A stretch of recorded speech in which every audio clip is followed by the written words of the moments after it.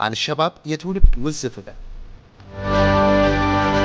የሶማሊያ መንግስት በያዝነው ሳምንት የመከላከያ ሚኒስትሩን ሊቀይር እንደሆነ ሶማሊያ ጋርዲያን ዘግቧል። ጠቅላይ ሚኒስትር ሐምዛ አብዲ ባር የውጭ ጉዳይ ሚኒስትር የነበሩትን አህመድ ሞአሊም ፋቂን መከላከያ ሚኒስትር እንደሚያደርጉ ይጠበቃል። ይህም የአልሸባብ ታጣቂ ቡድንን አሳሳቢ እንቅስቃሴ ተከትሎ የተወሰነ ነው ተብሏል። ይህ ለውጥ በአንድ ወር ውስጥ ብቻ ለሁለተኛ ጊዜ የተደረገ በመሆኑ የታጣቂ ቡድኑን ስጋት መጠን ያመላከተ እንደሆነ ተገልጧል። በዚህ ለውጥ ሞአሊም ፋቂ ጅብሪል አብዲራሺድን የሚተኩ ሲሆን ተሰናባቹ ሚኒስተር ለረጅም ዓመታት በመከላከያ ሚኒስተርነት ሲያገለግሉ የነበሩትን አብዱልቃድር መሐመድ ኑርን ተክተው መስራት ከጀመሩ ገና ሳምንታት ብቻ እንደሆናቸው የዜና አውታሩ አስነብቧል። የአልሸባብን መነሻ ዓላማ፣ አካሄድ፣ የጥቃት መጠንና የውጭ ጣልቃ ገብነትን በተመለከተ በቀደመው ሀተታችን ገልጸናል። የሽብር ቡድኑ ከሰሞኑ አጠናክሮ እየቀጠለ ባለው ጥቃት ማዕከላዊ መንግስት እየወሰደ ያለው እርምጃ ምንድን ነው? የአሜሪካና የሶማሊያ ጥምር ጦር የወሰደው እርምጃ ውጤቱ እንዴት ይገመገማል? የሽብር ቡድኑ የጥፋት መጠን በምን ደረጃ ይገለጻል? ስጋቱስ ምንድን ነው? የሽብር ቡድኑን ማስወገድ ለምን አልተቻለም? መፍትሄውስ ምንድን ነው? እነዚህን አንኳር ጉዳዮች በመረጃዎች አስደግፈን ቀጥለን እናቀርባለን። ዶክተር መቅደስ ታዬ ያዘጋጀችው ያሬድ ክንፈ እንደሚከተለው የሶማሊያ መንግስት እንደ መንግስት ተጠናክሮ ለመቆምና ግዛቶችን በማዕከላዊነት ለማስተዳደር ፋታ አላገኘም። የዘርፉ ምሁራን ለዚህም ትልቁ ሳንካ የአማጺ ወጣቶችን ቡድን ወይም አልሸባብ ዘርፈ ብዙ ጥቃትና በሶማሊያውያን ላይ እያደረሰ ያለው የሽብር ፕሮፓጋንዳ። ሶማሊያ መንግስት አልባ ሆና የቆየችባቸው ጊዜያት ለሽብር ቡድኑ መሰረት እንደሆነለት በማጣቀስ እያንሰራራ የመጣውም ከዚህ መነሻነት ነው ይላሉ። ይህም የሽብር ቡድን የሶማሊያ መንግስት ብቻውን መመከት ተስኖት ቀጠናዊ፣ አህጉራዊና ዓለም አቀፍ ድርጅቶችን ጣልቃ እየገቡ ቆይተዋል። ከሰሞኑ የሽብር ቡድኑ እየወሰደ ያለው ጥቃት ግን የተለያዩ ኩነቶችን አስከትሏል። በመግቢያችን እንዳነሳ ነው መንግስት የመከላከያ ሚኒስቴሩን ወር ባልሞላ ጊዜ ውስጥ ለሁለተኛ ጊዜ እንዲቀይር አስገድደዋል። ባሳለፍነው ሳምንት ኤድን ኤባል የተባለችውን ስትራቴጂካል ከተማ የሽብር ቡድኑ መቆጣጠሩን ተከትሎ የሶማሊያ መንግስት ቀድሞውን የደህንነት ኃላፊ የነበሩትን ማሃድ ሳላድን የብሔራዊ ጸጥታና የደህንነት ድርጅት ሚሳ ኃላፊ እንደሚያደርጉ ጠቁሙ። አብዱላሂ መሐመድን የሚተኩት እኚህ ባለስልጣን በቀድሞ ኃላፊነታቸው ታማኝ እንደነበሩ ተዘግቧል። ፕሬዚዳንት ሐሰን ሼክ መሐመድ የቀድሞውን የምድር ጦር ኮማንደሩን መሐመድ ታህሊ ቢሊንም ሊመልሱ እንደሚችሉና ሌሎችንም ነባር ወታደራዊ መኮንኖችን እንደሚያባርሩ ሶማሊያ ጋርዲያን ዘግቧል። እነዚህ ሹምሽሮች መንግስት በሚኒስቴሮች ዙሪያ ጥርጣሬ እንዳደረበት ከማሳየትም በላይ ትልቅ ፖለቲካዊ አንድምታ አለው ይላሉ ትንታኔዎች። አልሸባብ በሃይማኖት ሽፋን የሚንቀሳቀስ ቡድን ሲሆን አባላቱም ህፃናትና ወጣቶች ናቸው። በዚህም የህፃናት ብዝበዛን ጨምሮ እልፍ የሰው ልጅ ሰቆቃዎችን በራሱ ዜጎች ላይ ፈጽሟል። ሰብአዊ መብት ተሟጋቹ ሁማን ራይትስ ዋች ዓመታዊ ሪፖርት እንደሚያሳየው ቡድኑ በጥቃት ወቅት የሚጠቀመው ተቀጣጣይ ነገሮችንና አጥፍቶ መጥፋት ስልቶችን ስለሆነ ብዙ ቁጥር ያላቸው ንጹሃን ተገድለዋል፣ በመቶ ሺዎች ተገድለዋል፣ ተፈናቅለዋል። የህፃናት ብዝበዛና የሴቶች መደፈርም በትልቅ አሃዝ ተመዝግቧል።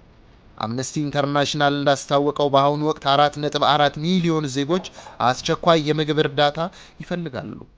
ለዚህ ሁሉ ዘግናኝ ጥፋት ተጠያቂውን የሽብር ቡድን ማስወገድ ለምን አልተቻለም ብለን ሁለት ምሁራን እንጠይቃለን። የፖለቲካል ሳይንስ ምሁሩ ዳግም ተስፋዬ ዋናው አመክንዮ ሶማሊያ እንደ መንግስት ጠንካራ መሆን አለመቻሏ ነው ሲሉ፣ የሰላምና ደህንነት ተመራማሪው ዶክተር ሙልጌታ አየለ ተጨማሪ ጉዳዮችን ጠቅሰውልናል። ዶክተር ሙልጌታ እንደሚሉት ብዙዎቹ የአካባቢው ሀገራት በውስጥ ጉዳያቸው የተጠመዱና በራሳቸው አጀንዳ የተጠመዱ ናቸው። ከዚያ ከፍ ሲልም እርስ በርሳቸው በተለያዩ ጉዳዮች የሚጋጩ ናቸው። ይህም ለሸማቂዎች አመቺ ሁኔታን ፈጥሯል። ከዚህም በተጨማሪ ምስራቅ አፍሪካ ትልቅ የወደብ ላይ ንግድ ማዕከል ስለሆነ ቀጠናውን በተለየ ትኩረትና አሰራር ጭምር የሚከታተሉት ብዙዎች ናቸው። ለዚህም ነው አብዛኛዎቹ ሀያላን ሀገራት የጦር መሰረታቸውን በጅቡቲ ያደረጉት።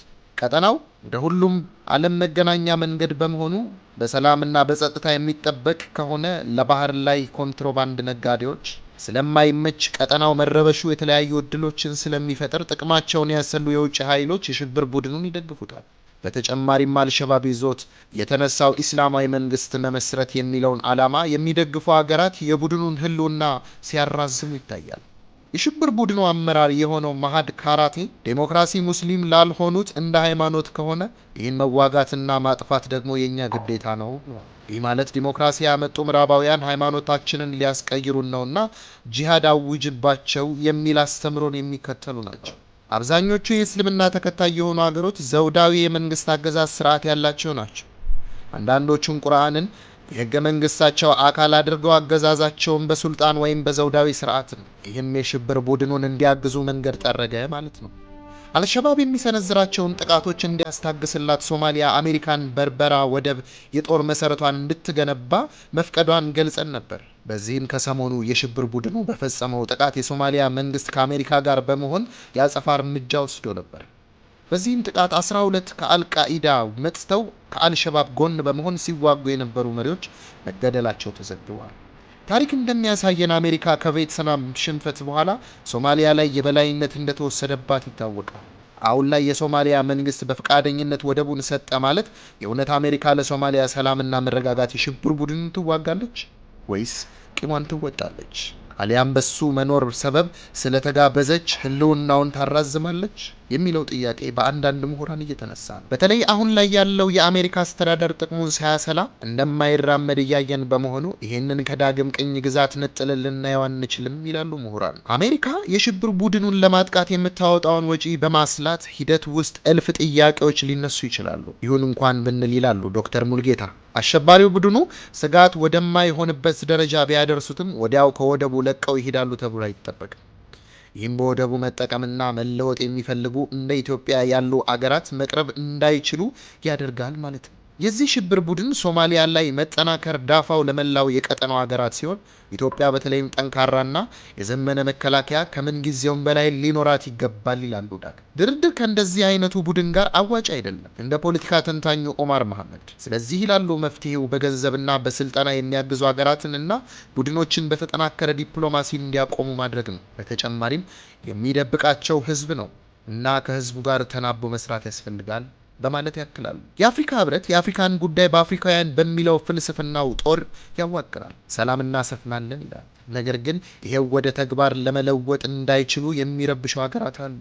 እንደ ዶክተር ሙልጌታ ግብጽና ኤርትራ አካባቢው እንዳይረጋጋ ከፍ ሲልም የሽብር ቡድኑን በመደገፍ በተለይም ለኢትዮጵያ ስጋት እንዲሆን ይፈልጋሉ። ስጋትነቱ ግን ለሁሉም ሀገራት ነው እና የቀጠናው ሀገራት ከምን ጊዜውም በላይ መጠናከርና በአንድነት ቡድኑን ማስወገድ አለባቸው። ካልሆነ ግን በእርዳታ ሰበብ ለሚመጡ የውጭ ኃይሎች የተሸጠች ባለቤት አልባ ሶማሊያ ብሎም አፍሪካ መፈጠሩ አይቀርም። ጤና ይስጥ